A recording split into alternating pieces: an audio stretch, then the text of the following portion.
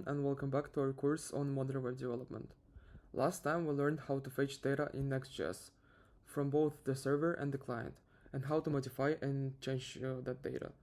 Today we're shifting our focus to API routes, and basically API routes are like custom backend endpoints that allow us to handle things like form submissions, fetch data, or communicate with databases, all within our Next.js application. With Next.js 14, we're using the app router to handle these routes more efficiently and faster. So now, instead of putting API routes in a separate pages/API folder, we use route handlers within the app folder, which gives us more flexibility. And by the end of this lesson, you'll know how to create API routes, handle different types of requests, and even secure them.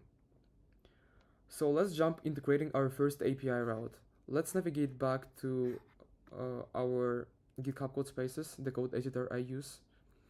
We'll define it inside the app API route.js file. This file will handle requests to our API and send a response back. In this case, we'll send a simple message as a JSON response. Who doesn't know, JSON is a format of structuring data, which is commonly used in programming. Okay, so the first step would be creating a new folder within the app directory. So let's go into our app and create a new folder and call it API. And within our API folder, we're going to create a new file and name it route.js. Now we're going to copy a starter code from our lesson, which you can also find there. And so basically here, we export an asynchronous function named get right here, which handles get request to this API route. And inside the function itself, we return a new response. So as you can see here, object with a response object with a JSON stringified message, a status code, and headers specifying the content type. And now if we start our development server and navigate to localhost 3000 /API, we'll see our JSON response. Okay, now if we run this command, it should start the server. And let's go to the browser, and it's going to connect to the forwarded port, and in just a second it should start. Okay, we're being redirected to homepage, and now if we go to API route right here, we should get a message. So as you can see, our API route returns the JSON message we defined in our code earlier. And this is how we create simple API endpoints using route handlers in Next.js 14. Okay, so far we've just handled GET requests, which are great for fetching data. But what if we want to send or update data? That's where different HTTP methods like post, put, and delete come in. You can think of GET like reading a book, while post is like writing a new chapter. With post, we send data to the server, which then processes it and gives us a response back. So now let's extend our API route to handle both GET and POST requests. So what are we going to do now? We're going to update our API route.js file by simply pasting this new POST request from our lesson. So the explanation is that we added a POST function right here to handle POST requests. So we gave it request as a parameter. And inside the POST function itself, we read the request body using await request.json and return the response with the received data.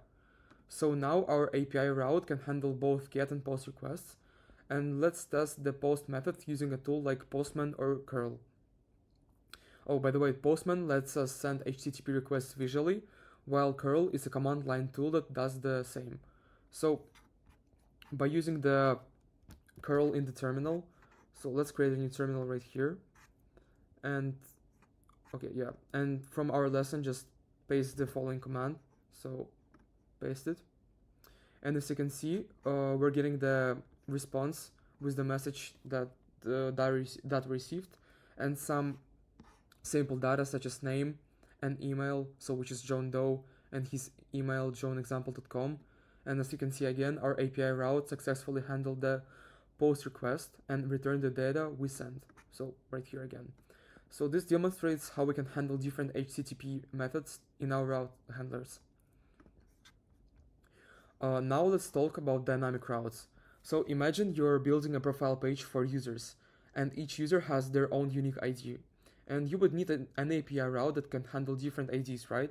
And so Next.js makes it so much easier with dynamic route segments. So let's create an API route that handles dynamic segments. So we're going to create a new folder within our API folder, and we're going to call it users. Inside of the users folder, you create a new folder with an ID. So right here. And inside of an ID, we create route.js. So add the following code to our route.js from our lesson. And so, as you can see, the params object contains the dynamic route parameters. And we extract the ID from parameters and use it to simulate fetching user data. And then we return a new JSON response with the user data. So now, if we navigate to localhost 3000 API/users/1, we will see the data for user with ID 1. So let's go to our development server and add some routes. So users and add right here, and we should get something like this. So with an ID 1, we get the name of user 1 and his email. So this shows how we can handle dynamic route segments in our API routes using route handlers. Now I would love to talk about handling URL query parameters. So sometimes we need to handle query parameters in our API endpoints. And in Next.js route handlers, we can access query parameters using the URL API or the next request object. But before going straight to the demonstration, remember that query parameters are another important part of working with any APIs. They let us pass information through the URL, and you can think of it like adding filters to a search. For example, if you're searching for Apple, your URL might look like search with the question mark, query equals to Apple. So yeah, you might see it in different filtering websites when you filter for a specific object or just a thing in general. It should look like so search question mark query equals to the item you're searching for. Okay, so now let's get back to the demonstration. So let's create a new folder within our API folder and call it search. And inside the search folder, create a route.js file. And again, we're simply going to copy the code from our lesson to not waste time. And so the explanation as follows, that we parse the request URL to extract query parameters, and we get the query parameter and use it to filter a list of items. So here are our results, and we filter those items by lowercase, we include query to lowercase, etc. And we return the search result as a JSON in a JSON format. And let's actually test our search API. So what we do now, we open the browser and we navigate to localhost 3000 API search question mark query equals to AP, which stands for Apple. So let's delete those routes and write a new one. So search question mark query equals to AP, which stands for Apple. And let's do the prettier formatting. And okay, now we should get a result of ID equals to 1 and the name, which is an apple. So yeah, our API route successfully handled the query parameter and returned the search results. And this is how we can work with URL query parameters in route handlers. Now let's talk about using dynamic functions, especially cookies and headers. So cookies and headers are essential for handling things like user authentication or tracking preferences. We can use the built-in cookies and headers functions in Next.js to manage these.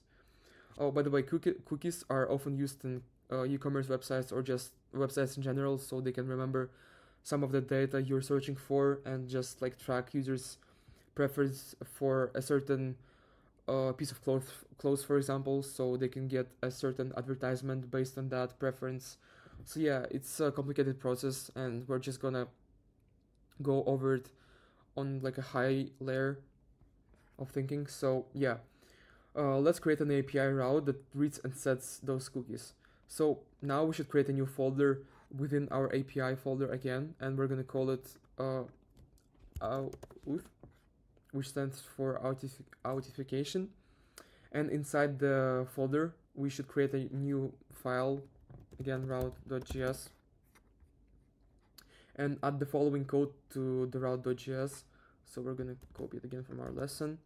And as you can see in the post request, as we defined here, we read the username from the request body and set a cookie right here.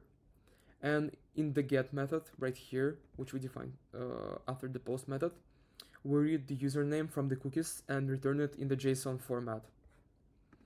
So now let's actually test it with test our authentication API. So we're gonna use curl again.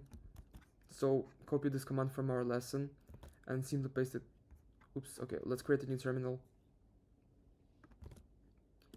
And let's run it. So as you can see, we see the message logged in and a new file which is created right here, which says that this file was generated by curl.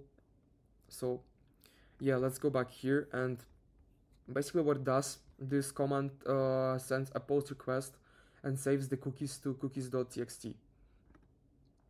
And so as we got the username using curl, we should get the expected response of that we're logged in and the name of Joe and Doe.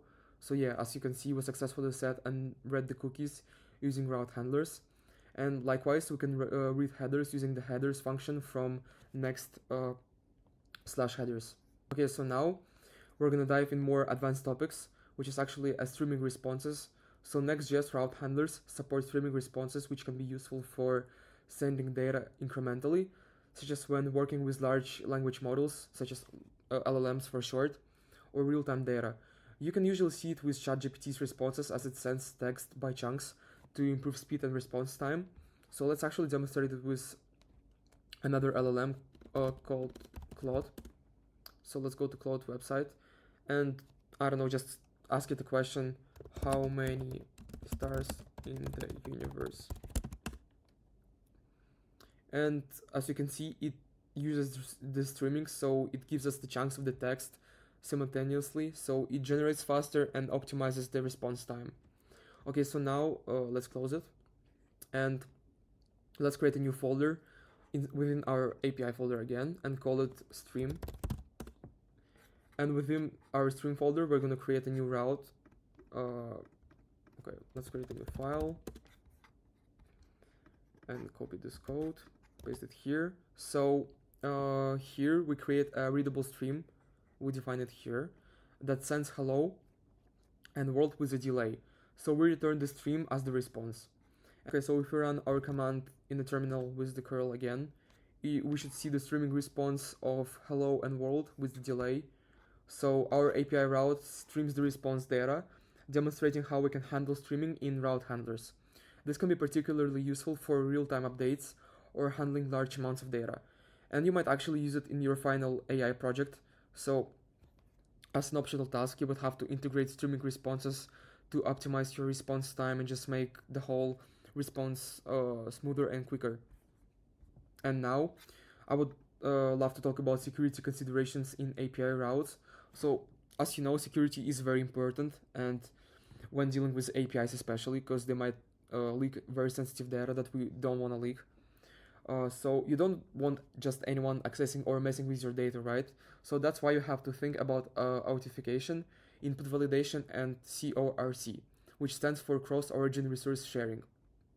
So for authorization, ensure that only authenticated users can access certain API endpoints. For input validation, validate and sanitize user input to prevent security vulnerabilities like injection attacks or any other type of attacks, basically. And for cross-origin resource sharing, so configure headers if your API will be accessed from different origins. And let's briefly see how to handle authentication in an API route. So within our API folder, let's create a new bunch of folders. So the first one would be, my bad, we already have users folder. Okay, here it is. And within our ID, we're gonna modify our route.js. So simply copy this code again and paste it here.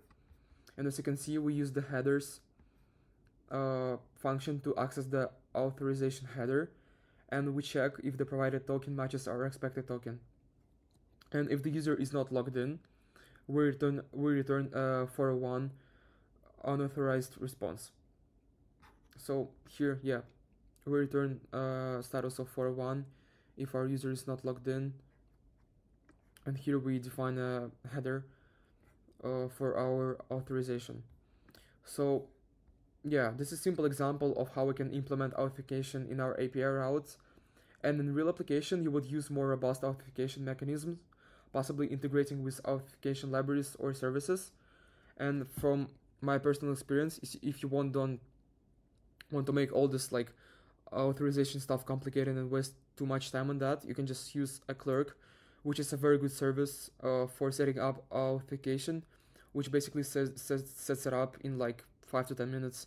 So it's very easy to use, and I would highly suggest and recommend using that. Now that we've covered today's lesson content, let's solidify what we've learned with a hands-on practice exercise. So we'll create a simple API for managing a to-do list. You'll be able to add, fetch, and delete to-dos all using API routes.